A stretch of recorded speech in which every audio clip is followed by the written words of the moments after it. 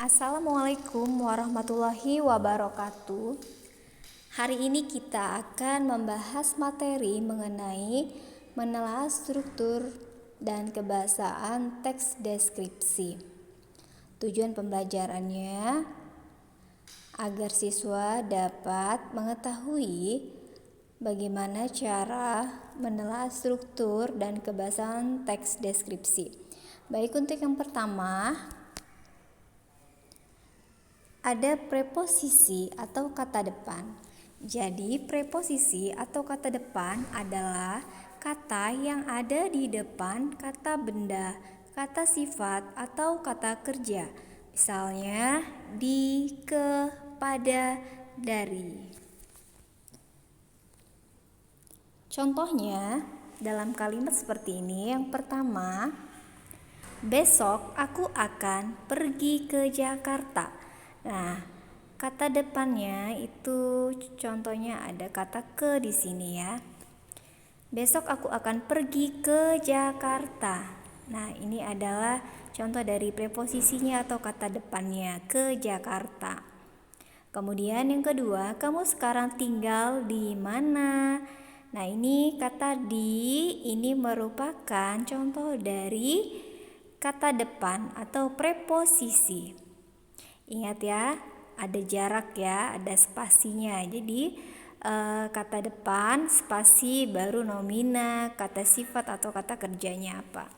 Berikutnya, Intan akan pergi pada minggu depan. Nah, pada di sini adalah kata depannya. Begitu juga Anita baru saja pulang dari pasar. Nah, kata dari di sini merupakan kata depan atau preposisi. Berikutnya ada imbuhan. Imbuhan adalah imbuhan yang digabung dengan kata dasar ya. Jadi untuk imbuhan sendiri ada imbuhan yang di awal, ada juga yang di tengah, dan ada juga yang di akhir. Dan satu lagi ya, ada di awal dan di akhir kata. Kita lihat ke contohnya. Nah, contohnya di sini. Dimakan. Nah, ini kan imbuhan yang ada di awal kata. Dia. Makan ini adalah kata dasar. Kan tadi kan sudah dijelaskan bahwa imbuhan itu adalah imbuhan yang digabung dengan kata dasar. Nah, ini ya. Imbuhannya ini imbuhan yang berada di awal kata, kemudian digabung dengan kata dasarnya makan, jadi dimakan. Kemudian ada lagi contoh yang kedua, ada imbuhan yang berada di awal kata ya, ini me. Kemudian digabung dengan kata dasarnya, jadi memakan. Begitu juga ada imbuhan yang berada di tengah kata. Nah, seperti ini ya, kinerja, ini imbuhan yang ada di tengah kata. Kemudian bermain. Nah, ini adalah imbuhan yang berada di awal kata. Kata dasarnya main, digabung menjadi bermain ya. Kemudian imbuhan yang berada di awal dan di akhir kata, ada imbuhan di dan akhiran kan. Kemudian kata dasar main kita gabung menjadi dimainkan. Begitu juga dengan akhiran kan. Ini ada kata dasar beli, jadi belikan. Kemudian ada akhiran i, jadi reboisasi, seperti itu ya. Ini adalah contoh dari imbuhan. Selanjutnya kalimat langsung. Kalimat langsung adalah kalimat hasil kutipan dari ucapan seseorang tanpa melalui perantara dan tanpa merubah sedikit pun apa yang ia utarakan. Jadi kalimat langsung ini adalah kalimat yang langsung diucapkan oleh seseorang tanpa melalui perantara. Itu adalah kalimat langsung ya. Kita lihat contohnya. Nah, ingat syarat dari kalimat langsung itu harus ada petik 2. Ini adalah kalimat langsung. Nah, contohnya.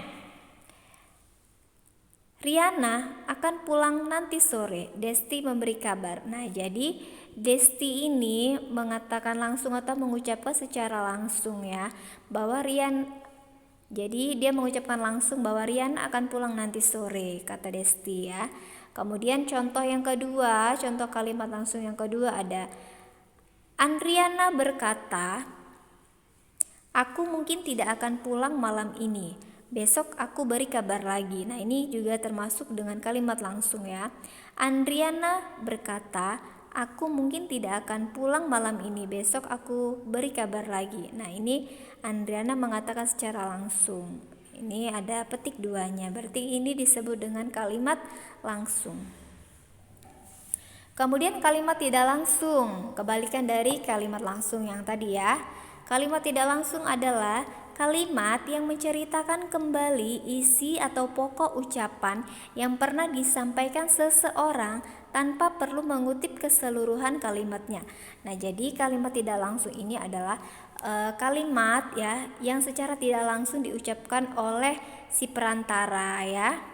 Jadi si perantara ini hanya mengucapkan mengulang kembali ya kalimat yang pernah diucapkan oleh seseorang dan tidak perlu mengutip secara keseluruhan kalimatnya. Contohnya nih, kalimat tidak langsung. Contoh yang pertama, aku pernah mendengar Aisyah. Nah, jadi kan dia pernah mendengar tuh kalau Aisyah itu pernah bercerita. Jadi dia menceritakan kembali. Ini disebut dengan kalimat tidak langsung. Aku pernah mendengar Aisyah bercerita bahwa sebenarnya ia tidak terlalu senang dengan kabar perjodohan yang diatur oleh orang tuanya. Kemudian yang kedua, tadi Bu Neti berpesan jika hari ini beliau tidak dapat masuk kelas karena suatu urusan. Namun beliau memberikan tugas untuk mengerjakan LKS halaman 75. Dan ingat, kalimat tidak langsung itu dia tidak ada tidak ada